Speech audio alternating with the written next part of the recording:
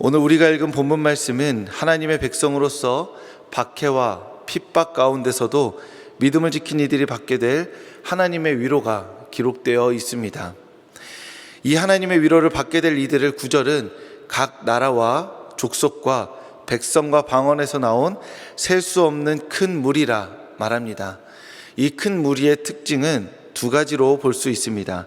하나는 말 그대로 셀 수 없이 큰 무리입니다.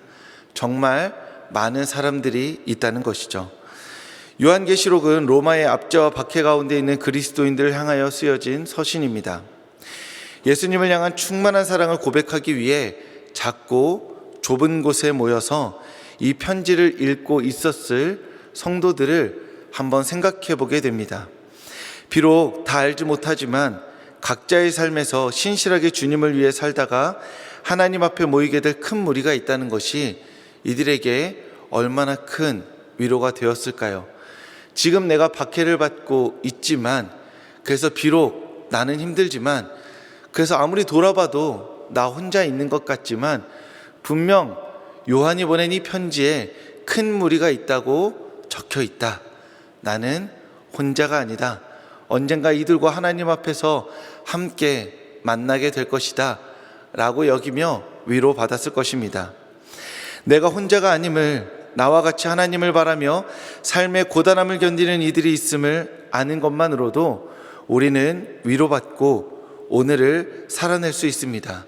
내가 그와 그녀의 기도 제목을 기억하며 기도하듯이 나의 기도 제목을 가지고 나를 위해 기도하고 있을 그와 그녀가 있다는 것입니다. 그렇게 소수가 아니라 큰 무리가 있다는 것입니다.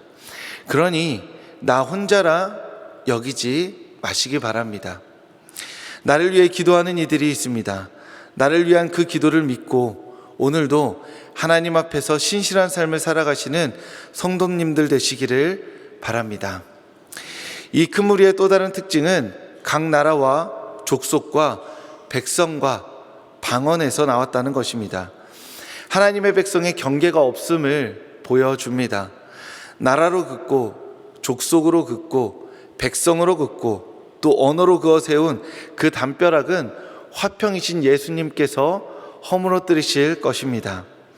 우리가 긋고 세운 그 담벼락은 여리고와 같아서 예수 그리스도 앞에서 와르르 무너져 내리게 될 것입니다. 그렇게 무너져 내린 곳에서 우리는 서로를 마주보며 형제와 자매로 부르게 될 것입니다.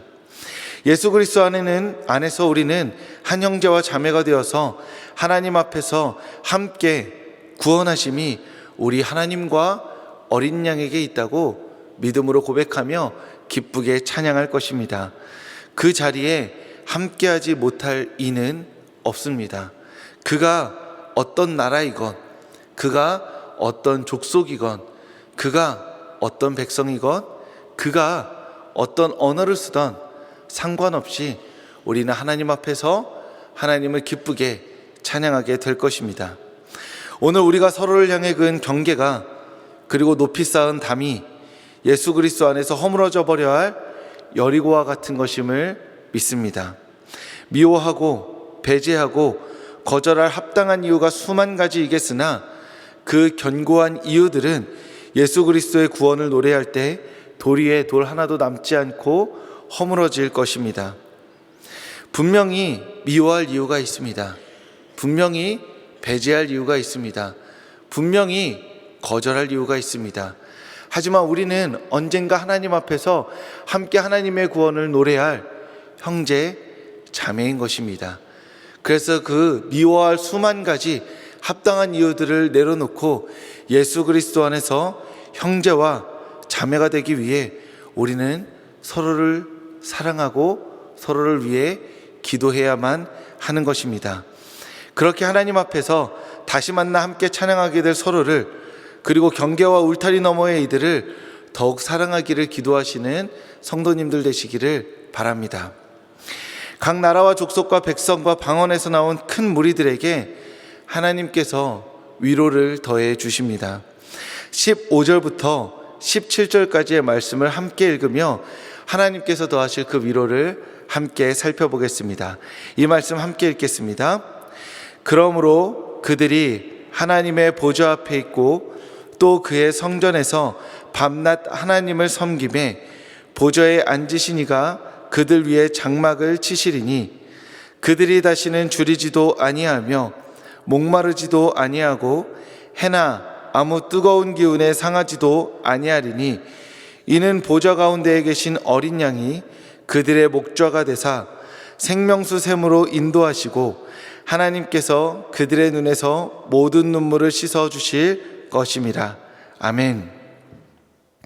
큰 무리가 누리게 될 하나님의 위로는 첫째, 밤낮 하나님의 성전에서 하나님을 섬기는 것입니다. 대학생 때 친구와 이 부분을 가지고 심각하게 토론한 적이 있었습니다. 아직도 기억이 납니다.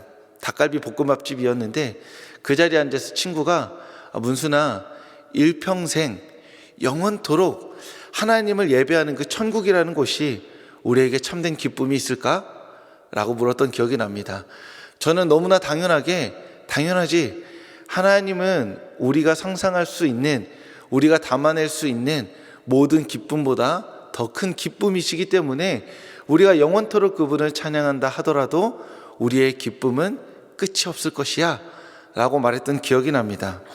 큰 무리가 누리게 될 하나님의 위로가 바로 그러한 것이죠. 밤낮 하나님의 성전에서 하나님을 섬기는 것입니다. 여기서 섬긴다는 것은 10절과 12절에 나와 있듯 하나님과 어린 양이 우리에게 보여주셨던 그 구원을 기쁘게 감사하며 찬양하는 그 예배를 의미합니다.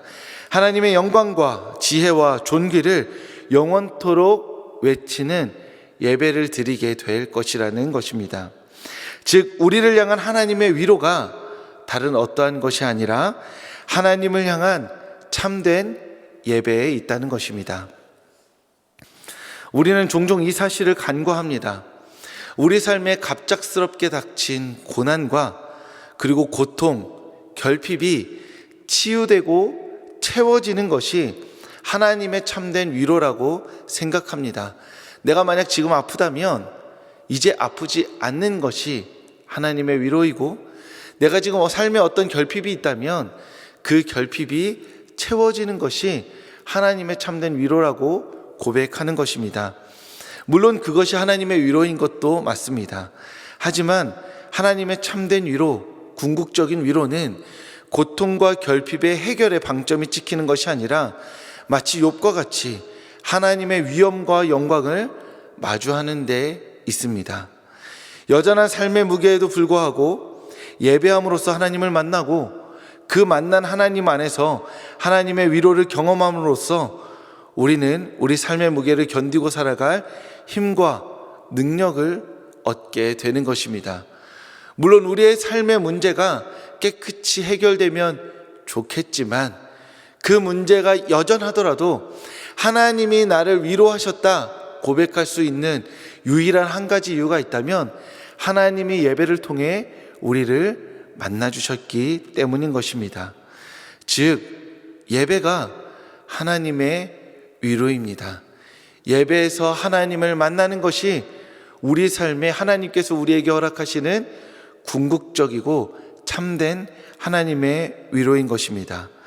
예배 안에서 하나님으로 감격하고 하나님의 어미하심을 찬양함으로써 하나님의 참된 위로를 날마다 경험하시는 성도님들 되시기를 바랍니다.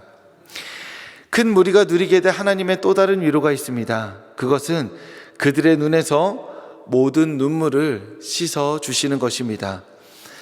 저는 이 말씀이 참 어렵습니다. 왜냐하면 하나님 앞에서 눈물이 닦여질 그날까지 마르지 않고 흘려야 할 눈물이 남아있는 것처럼 읽히기 때문입니다. 그날에 우리가 주님을 만났을 때 우리가 눈물 흘리고 있을 그때에 주님께서 우리의 눈물을 닦아주실 때가 되어야만 주님의 위로가 있는 것인가? 정말 그날까지 흘려야 할 그 많은 눈물의 일들이 남아있는 것인가? 하고 생각해 보게 되는 것입니다. 지금까지도 충분히 눈물 흘린 것 같은데 눈물 흘리지 않고서는 배겨낼 자신이 없는 너무 많은 일들이 있었던 것 같은데, 아직까지도 이 세상 가운데 주님 앞에서 울어야 할 일들이 남아있는 것만 같아서 이 말씀이 참으로 어려운 것 같습니다. 예수 그리스도 안에서 살아가는 이 세상에서 우리는 흘려야 할 눈물이 참으로 많다는 것을 알고 있습니다. 왜 그럴까요? 만약 그리스도인들이 자신의 1인분 인생만을 생각한다면 아마 눈물 흘릴 일들이 많지 않은 분들도 많을 것입니다. 특별한 굴곡 없이, 아픔 없이 어려움을 잘 극복하며 살아온 삶들도 분명히 있기 때문입니다. 하지만 우리가 마르지 않고 눈물을 흘릴 수밖에 없는 이유가 있다면 그것은 우리의 형제, 자매들, 그리고 내가 나보다 더 사랑하는 가족들과 친구들 때문일 것입니다. 왜 겪어야만 하는지 모를 일들을 겪으며 신음하는 이들이 우리의 형제, 자매들이기 때문입니다. 차라리 내가 대신 겪었으면 하는 일들을 나 자신보다 사랑하는 이들이 겪고 있기 때문입니다. 그들의 눈물도 모자라서 우리의 눈물까지 요구하시는 것처럼 보이는 하나님이 야속하게 느껴질 때도 있는 것이 우리의 솔직한 마음인 것입니다. 하지만 이 모든 눈물이 주님 앞에 닦여질 날이 있음을 주님께서 말씀을 통해 약속하시기에 우리는 위로받고 소망을 가지게 됩니다. 우리를 생명수 샘물로 인도하셔서 우리의 눈물을 닦아주시고 얼룩진 얼굴을 깨끗이 씻어주실, 그렇게 우리를 위로해 주실 주님의 날을 기대하고 바라며 오늘도 비록 눈물 흘릴 일들이 많이 있지만 그 눈물 가운데 주님께 소망을 둘 수 있는 것입니다. 주님이 보여주신 소망이 있기에 우리는 눈물에 잠기지 않고 일어나 구원하심이 보좌에 앉으신 우리 하나님과 어린 양에게 있다고 여전히 기쁨과 감사 가운데 찬양을 올려드릴 수 있는 것입니다. 아마 지금 이 자리에도 눈물 가운데 기도하며 나오신 성도님들이 계신 줄로 압니다. 이 자리 새벽 기도에 오신 성도님들, 주님께서 우리를 위로하십니다. 예배 안에서 서로를 통해서 우리를 위로하실 것입니다. 그 위로를 바라며 이 자리에 나온 성도님들의 기도에 하나님께서 응답하실 줄 믿습니다. 그러니 오늘 하루 어제보다 더 진실된 삶과 사랑의 고백으로 하나님 앞에서 신실하게 살아가시는 성도님들 되시길 주님의 이름으로 축복합니다.